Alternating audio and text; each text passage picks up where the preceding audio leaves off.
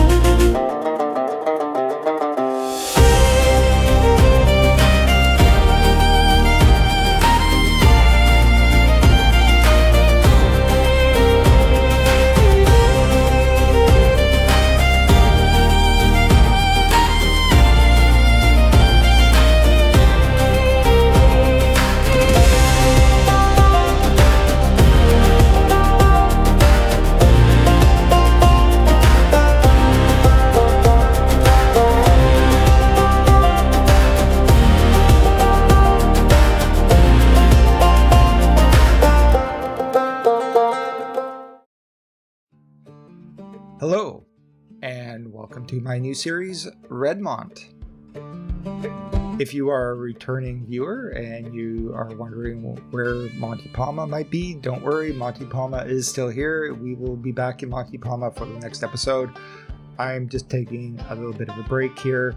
I will talk about what's going on here in a little bit. The first thing I'm going to be doing here is a little drive-through of our new region, and this is a custom map I made specifically for this episode. This is a height map of the area just to the east of Grand Junction, Colorado.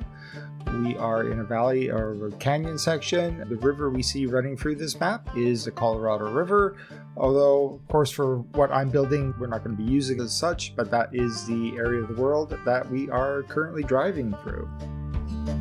What I wanted to do with this map in this series was do something, that had a bit of contrast from Monte Palma and Owens Bay. Both those locations were rainforest environments. Monte Palma is a tropical rainforest and Owens Bay was a temperate rainforest.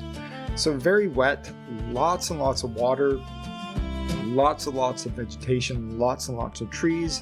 I know I have a few critics out there who question my use of the abundance of trees that I usually place all over my maps, but for those particular regions I was building on, it was totally appropriate. As you can see for this region, it's much, much drier, so I'm not going to be able to put as many trees on this map as we did on the other two. That was the choice on my part. When I build new cities, I want something that I feel might be a bit of a challenge. I also picked a location that might not be well represented in City Skylines 2. a drier environment. In the real world, I believe Grand Junction is classified as high desert. I might be a bit wrong there, but I think it is the high desert. Obviously, what I've depicted here is a little greener than that, or maybe borrowed the environment, say, of someplace closer to Flagstaff, rather than the Grand Junction area. If you want to play it more like a high desert environment, that's easy enough to do. Just come in and delete all the trees, and it will look pretty good. This map will be available on the mod store.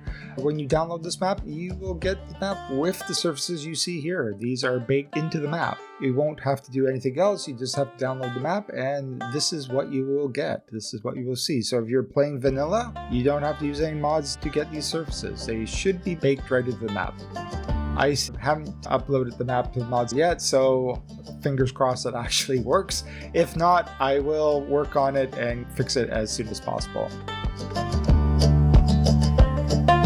So yeah, Redmont. This is going to be a companion series to Monte Palma, and it's kind of a bit of, obviously, to provide a bit of contrast. There's a lot of custom assets coming up on the mod store, and the vast majority of them are not suited to Monte Palma. I really want to play with some of them, and this sort of map I think is much more. I'll have a lot more opportunities to play with a lot more assets. Also, just give myself a bit of a break from Monte Palma. I've been working on Monte Palma now for 6 months, and the workload for it, it's considerable. It turned out to be a lot more than I was anticipating. When I started the series, I didn't really realize that I'm going to be pretty much hand placing pretty much every asset in it. I'm having a lot of fun doing it, but like I said, it's a lot of work. And I wanted another project where I could take a little bit of a mental break, stretch out a bit, try some different things. Redmont is still going to be a detailing heavy episode. I think that's just part of what I do. We will also be spending a bit more time within the boundaries of the actual game. Anyway, this is the map. Go check it out. So this is going to be our starting location down here where these two highways meet. The first thing I'm going to be doing though is I'm going to be doing a few upgrades to a couple assets on this map. When I upload it, obviously I upload it for vanilla, but here I'm going to use Tygon's rail infrastructure to upgrade our rail lines to non-electric. Electric isn't really a thing here.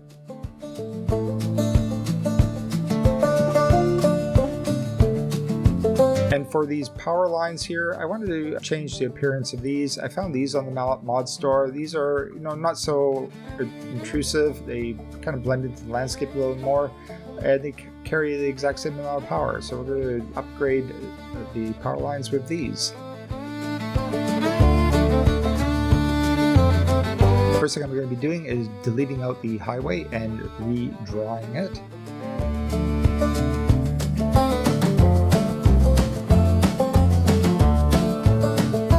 How I'm going to be building out Redmont is going to be a little different from Monte Palma. Monte Palma is, I'm kind of building the city as is and hand placing all the assets. Redmont, I'm going to be relying a little bit more on the game mechanics to help grow the city. So we're going to be growing it over time, not building a complete city all at once. For our initial build, what I'm kind of aiming for is how the city of Redmont would have appeared in the early part of the 20th century. So say before 1930. I'm kind of aiming for that footprint. Obviously, I'm building a modern city, so it's going to have modern buildings and all that sort of stuff. But for the initial build here, I am something the size of what the city would have been, approximately the size of the city as it maybe appeared in the early part of the 20th century.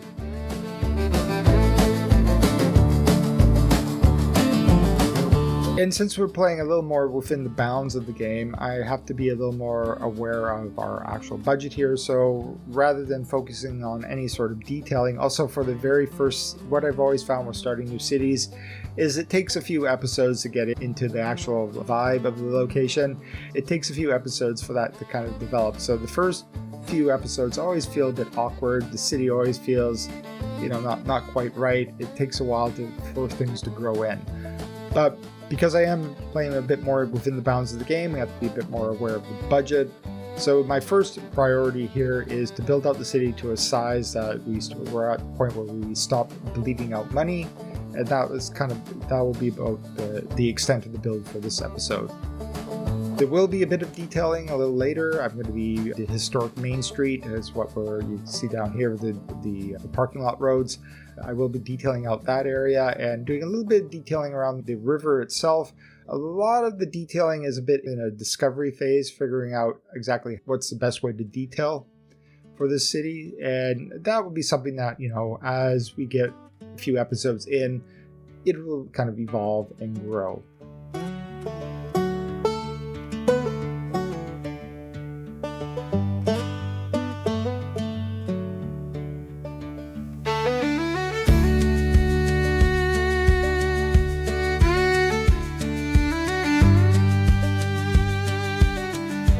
So here's our starting footprint.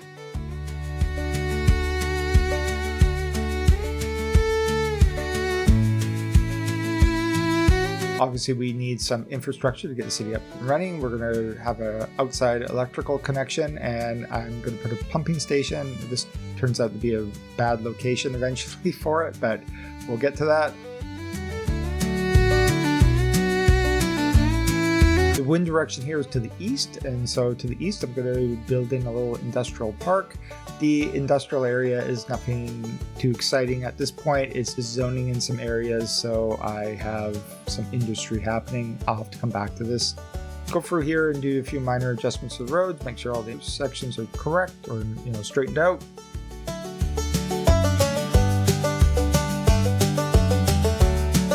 For our main street, we're going for classic Americana. At this point in the game, we now have a sufficient number of assets to be able to achieve this look.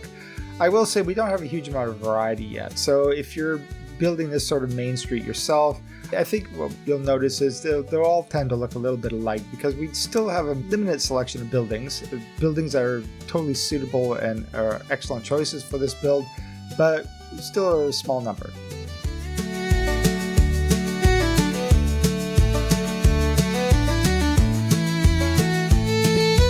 I'm going to be using some of these Australian assets from Trist.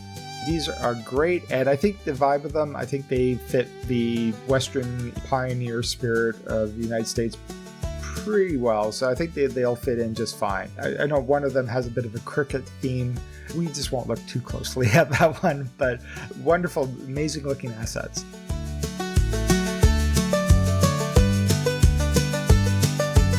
For our buildings, I'm going to be going mostly with the southwest and northeast building packs.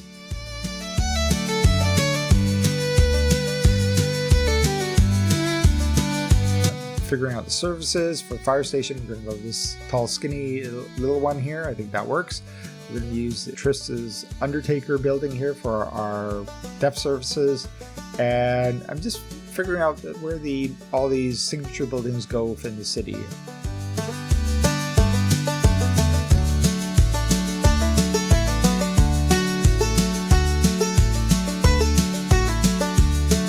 And so the rest of the downtown will be made up of northeastern and southwest assets.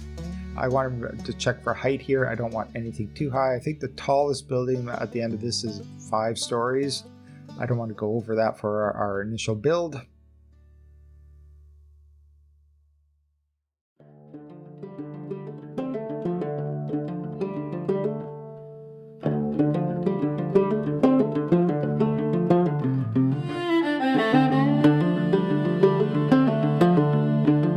There are a few modern builds here. Once again, remember, we are building a modern city. We're not building a historical recreation. I just want most of the buildings to feel historical obviously their origin is historical, but the main street itself is modern.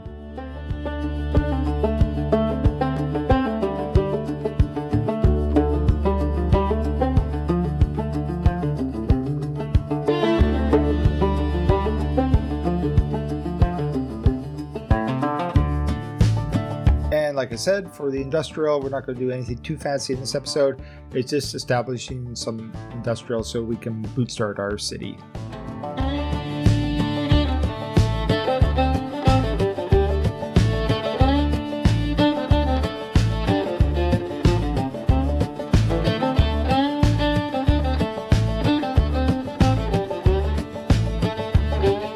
And because I'm going to be growing the city rather than like hand placing everything, we're going to rely much more on zoning to grow the city. For residential, it's going to be exclusively the Southwest Pack and the Vanilla North American Pack.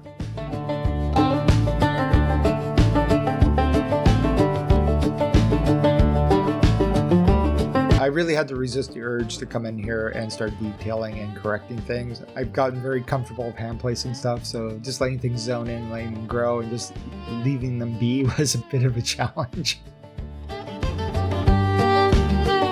I do regret zoning in this commercial here, vanilla commercial. It looks awful. Obviously, I'll have to rebuild this. Got all these motels popped up. I didn't realize it. I placed all these signature buildings with they're all tourist attractions. So I accidentally created a big tourist draw for this location. We're going to be using this Northeast Elementary School. We're going to be treating it as some sort of civic building. Might be the city hall, might be the courthouses, something like that, but it will function as the elementary school in our build.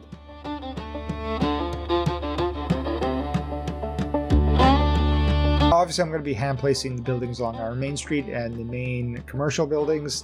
I want to be able to control exactly what our skyline looks for this little town.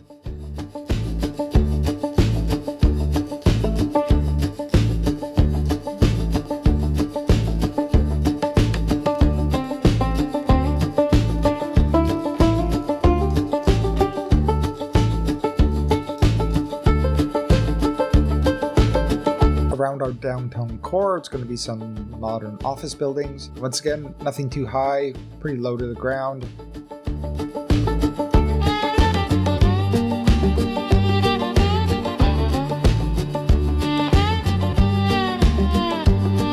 I'm also going to be including these wonderful commercial assets here, the fast food restaurants. I'm not one to use a lot of branded assets, but I kind of shy away from it, but these are so nice looking, and I think for Redmont, I'm going to work with branded assets if they're available.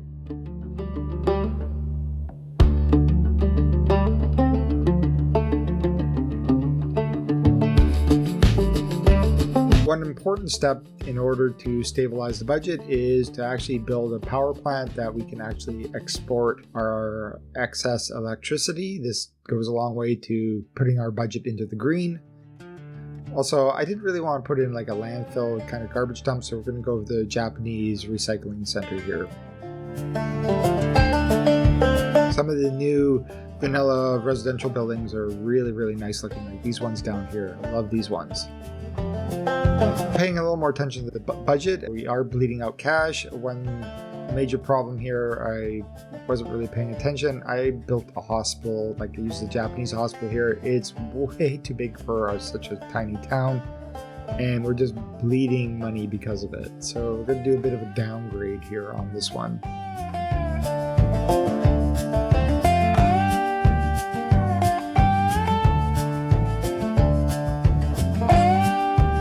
This is much more suitable for the size of city we're building.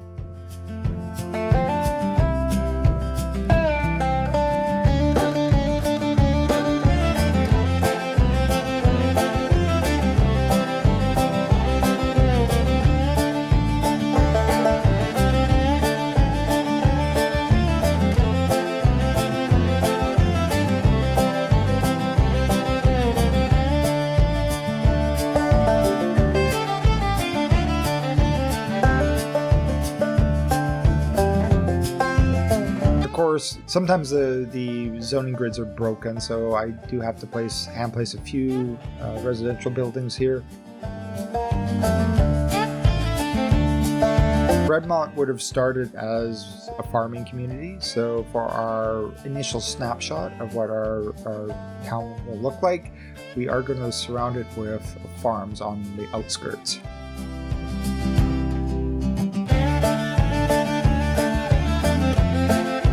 For the moment, I am strictly using the grain and the cotton farms. I really didn't want any of those extractors. One livestock farm does sneak in here and it looks just awful. I have become aware that there is a mod on the mod store that can remove the extractors, so I probably will be using that. There is some, it does have some, it's not a perfect fix, but it will get rid of all those ugly extractors.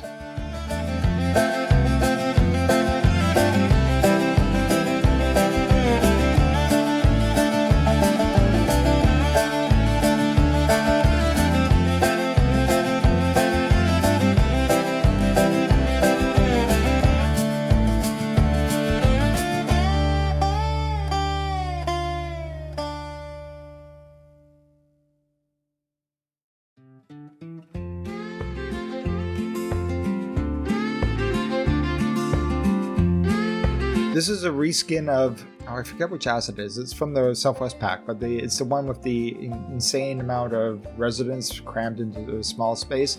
This one's a reskin, and the actual numbers of residents has been scaled back a bit, so it's not so crazy.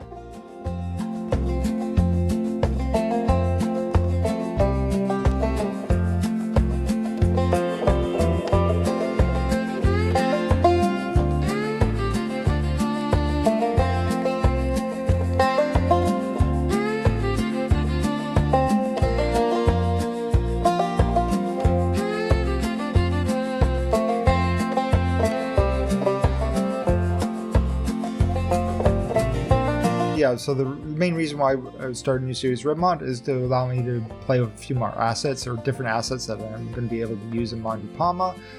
Once again, Monte Palma is back next week. There are a few custom assets that have popped up on the mod store that are like a Latin American inspired assets, and I'm going to be using those, and so I'm kind of excited to show those off in the next episode.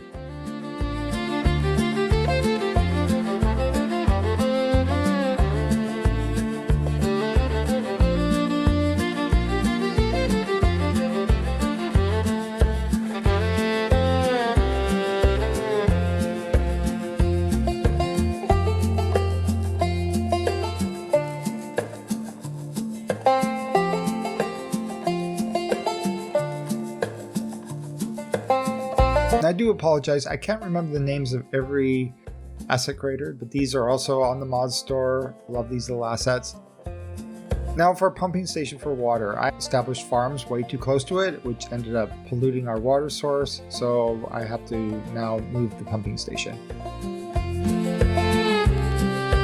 Also on the west side of the town, the road layout here is just a complete mess. When I started, I wasn't exactly sure how I wanted this to look, so I was going to come in here, delete out a bunch of it, and redraw this so it's something that makes a little more sense.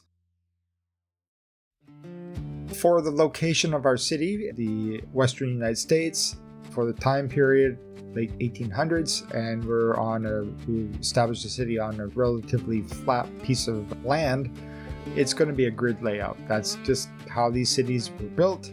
Want to try to manage the grid a little bit. We don't want grid just running off forever because that looks really monotonous, so we have to figure out creative ways to break up the grid, although we have to also understand that the grid is going to be the dominant pattern for this city.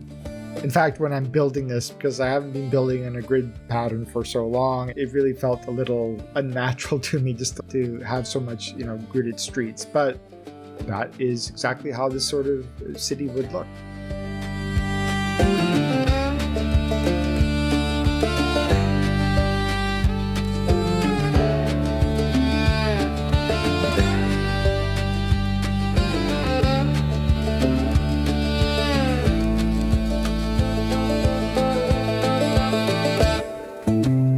Now this is a little frivolous and a little expensive, but a community like this really needs a church. This is one of Titan's churches. These are up in the mod store. He has released a couple of them. This one's beautiful. It is really pricey and a bit unnecessary for this early, but I really thought I needed it in the cityscape.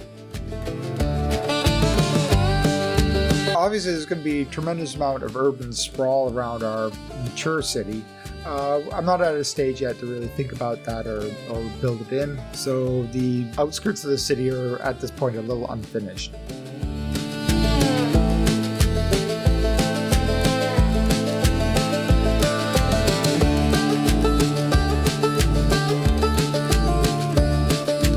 I think how I'm going to go about approaching this is for our main city of Redmont.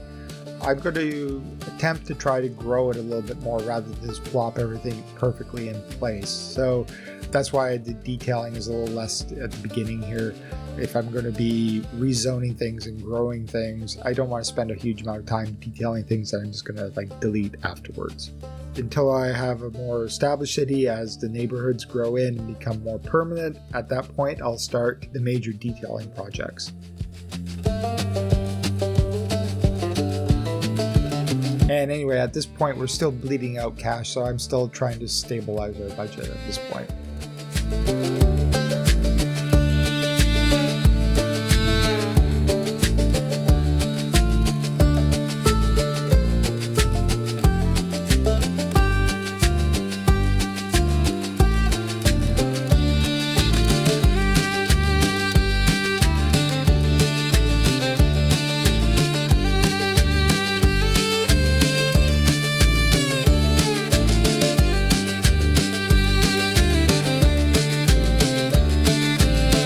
Farms surrounding the town are fairly temporary. They're obviously going to be replaced as we build out, so I'm not going to spend a huge amount of time detailing them either. So yeah, I'm going to be growing the main city of Redmont, but as I build out the entire region, like the surrounding satellite communities and some of the smaller areas around it, I'll build those out as finished pieces as I go. But the main city of Redmont, we're going to try to grow it a bit more, build it. This is also something to be a little different from Monte Palma, going about it a different way, playing a bit more within the bounds of the game, and trying that out for a change.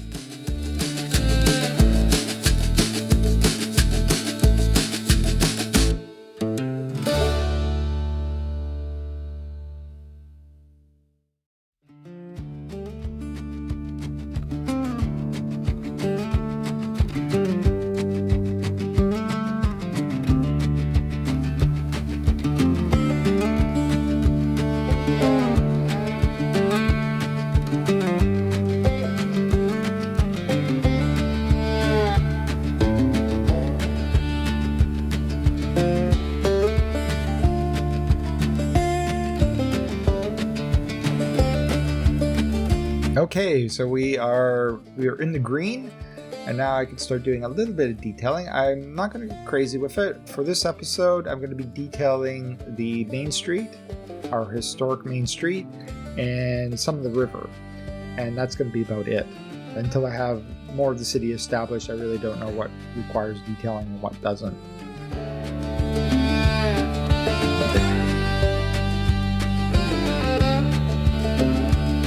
For the sidewalks, we're going to be using generic lemons surfaces here to cover up the vanilla ones.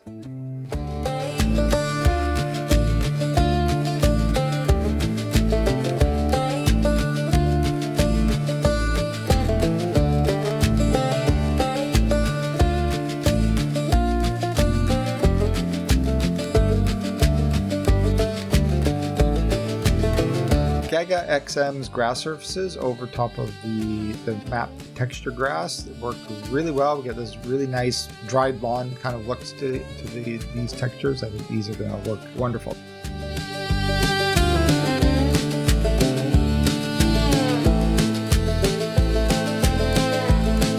Now we can see here I got a bit of a misalignment on the texture because I drew it in incorrectly.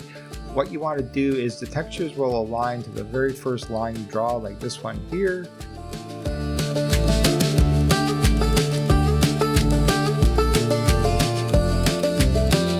And so now all the sections of the crosswalk line up correctly with the sidewalk underneath it.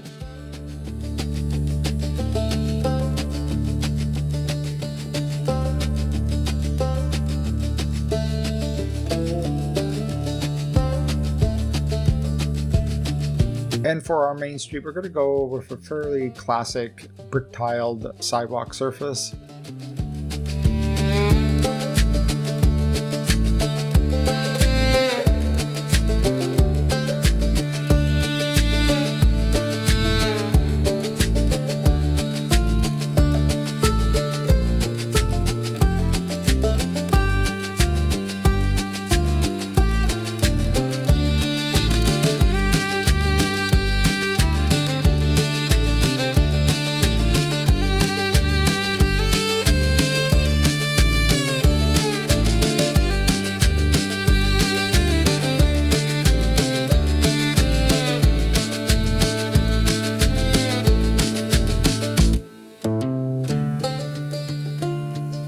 the center bit here, I'm going to be using one of Real Vision's decals here.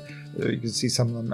The one I'm going to go with here, it will cover the surface brick, but it won't cover the actual sidewalk that's underneath here. So I can do this inlay very, very easily. It's perfect. I don't have to do any other work. It just breaks up some of this monotonous flat surface a little more.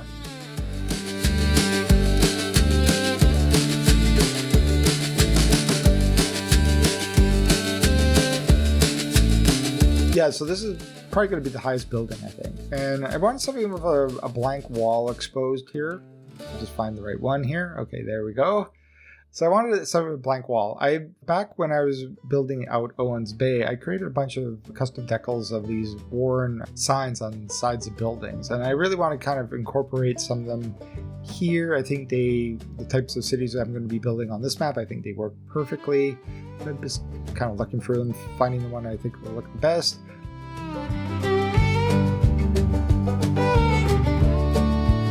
I'm going to go Ruddle's Refined Sugars here. The bluish color and the orange brick color, I think they look really, really nice.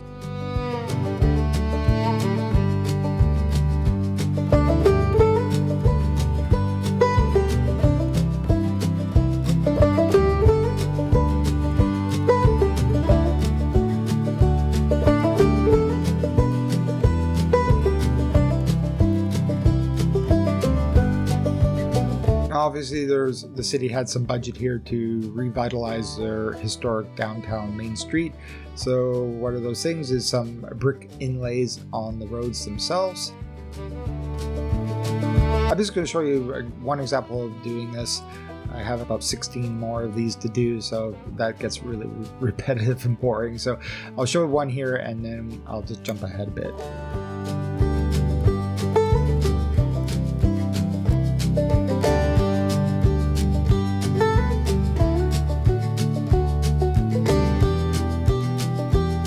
And I kept getting distracted by the amount of detail on some of these buildings. I mean, these are absolutely stunningly beautiful buildings.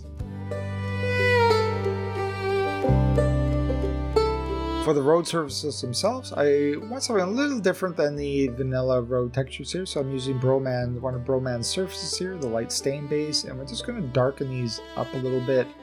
I think this looks a little nicer. It gives them a little more variation.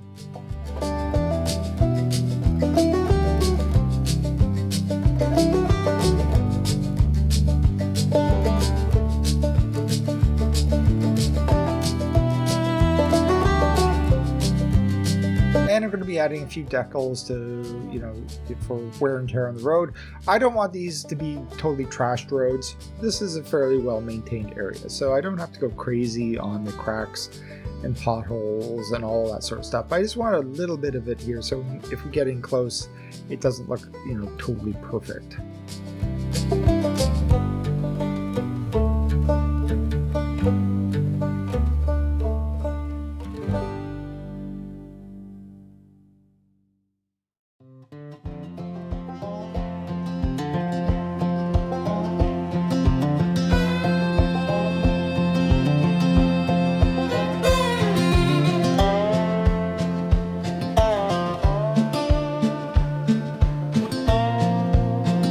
Some of Sully's road markings here on the intersections.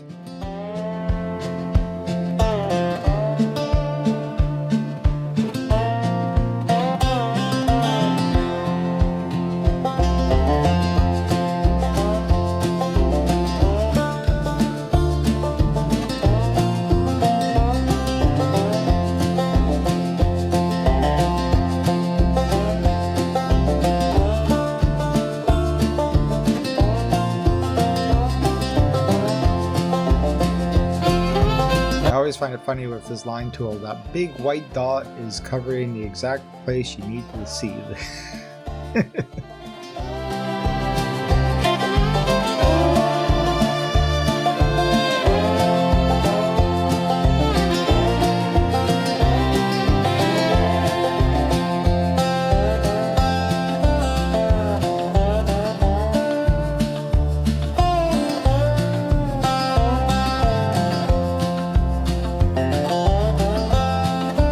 also going to be just shuffling a few buildings around, trying to figure out where the best placement is for these assets. A lot of times where I put them down, like initially, sometimes they just don't work. And sometimes, I just had trouble finding something that would fit, and vanilla assets sometimes don't use them as much, but sometimes the vanilla assets work just fine.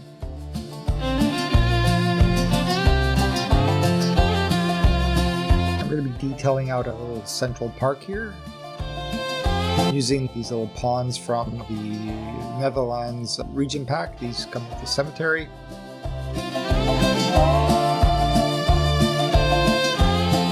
And for the tile surfaces, I want to do these square patterns, but trying to figure out the size of them to draw them out. I found this little hack here where I'm using Sully's grass textures because these are perfectly square. So I'm just going to put these out first.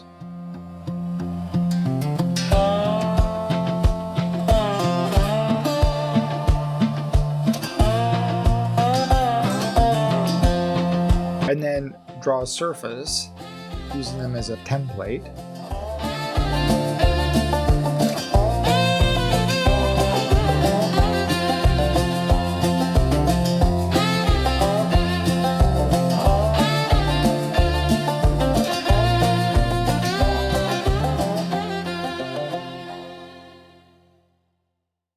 And then delete Sully's surface. And now I got perfect squares. This will change a little bit. What I'm doing here is layering surfaces on top of surfaces. That's not a good way to do it because the surfaces will start competing with each other, so they may pop in and out of view. So this is also, I don't necessarily like the color choices I'm making right here. So this will change a little bit as I go here. Work my way through the surfaces, figuring out what it is how I want it to look here.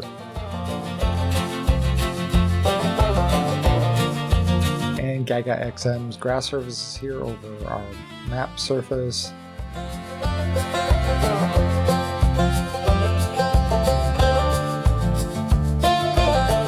I really like the look of this. It's just the perfect amount of dry grass. This shouldn't be like a super vibrant area. Water management is going to be kind of an issue, I think, for the history of this place.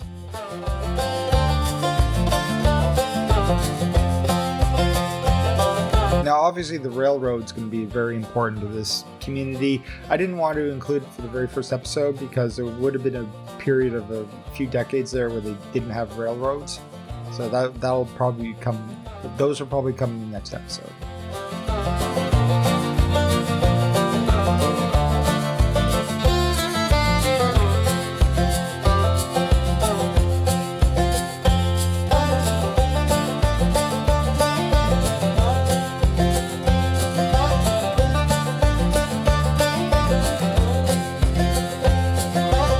Now around our main street, I'm just going to spend some time filling in some of the empty lots here with paved surfaces and parking lots.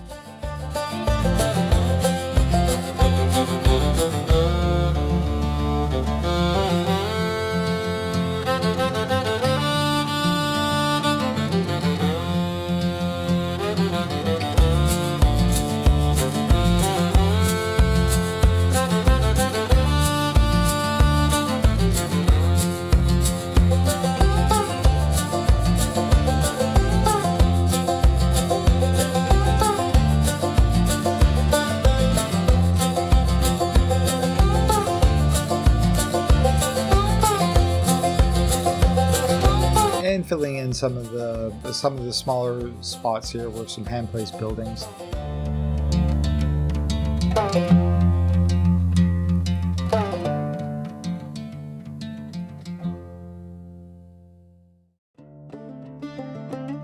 Even though the farms are going to be replaced, I really like the vanilla farm surface here. It's really, really boring. So I'm just going to spend a little bit of time here drawing in some surfaces to cover them up. Cycling through them, find the best ones. Some of them have a bit of a tiling pattern. Just find the ones that look the best out of the pack here. These are bromans as well, I think.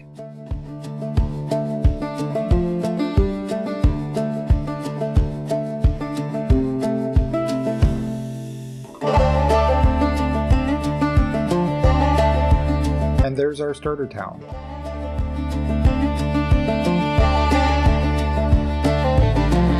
For the final bit of detailing, there's going to be a fair amount of landscape detailing for the actual surrounding landscapes. A major character in this build is going to be the river. I do an attempt here to try to detail some of the riverbanks. This is a work in progress. I don't think I'm very happy of how this turned out. There are a few issues. The color of the trees are not right. The oak trees feel too dark. The London planes and the apple trees I'm using here as well, they feel way too vibrant. Like the green feels way too vibrant. It used to be with the recolor mod, we could recolor the trees. The problem with it was the effect was global. If you recolored one, it would recolor everything. I was kind of hoping to be able to do that so I could recolor some of these trees to more like olive greens and sage colors and that sort of stuff, which would be much more fitting for this landscape. You can't do that anymore, so I'm stuck with the colors that I have. Also, I'm using Giga XM's grass surfaces here to kind of like draw in greener grass right along the river edge. The river should be just a vibrant green strip cutting through the landscape. I don't think I really achieved it in this episode. I think I got kind of close. This is good. I think I'm just going to have to play around with this a bit more and dial in the look, figure out exactly how this should look. If anybody has any suggestions here about how this might be a good way to tackle this, I'm all ears, because like I said, I'm not particularly sold that the way I went about it here is the best look.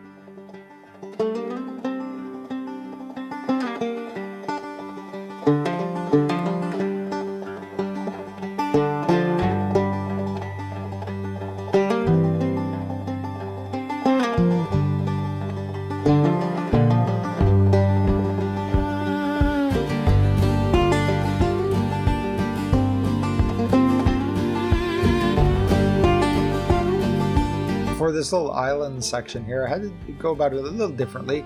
Obviously, it's going to be drier in the center and wetter along the edge, so we had to just draw the surfaces in this kind of these donut shapes in order to achieve this look.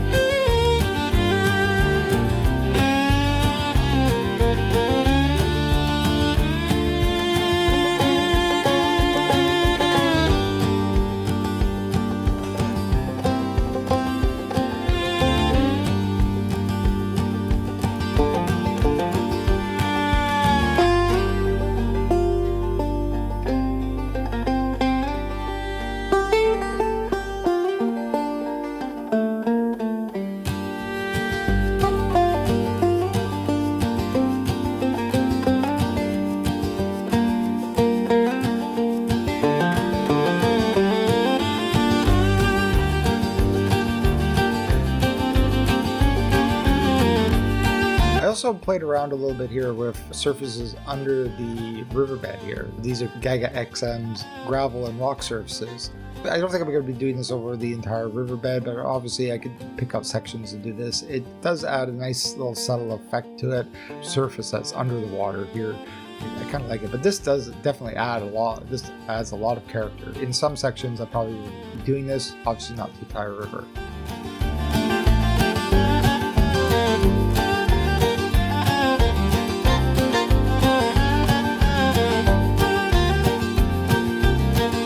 I'm just going to be spending a bit of time doing this exact same detailing on the far side of the river just to finish it off. That brings us to the end of this episode. I hope you enjoyed it. Once again, Monty Palma's back next week, and this will probably be back in the episode after. I'm going to try alternating them and see how that works out. Anyway, if you stuck around to the very end, thank you so much. I hope you enjoyed it. My name is Geifs, and I will see you in the next episode. Bye.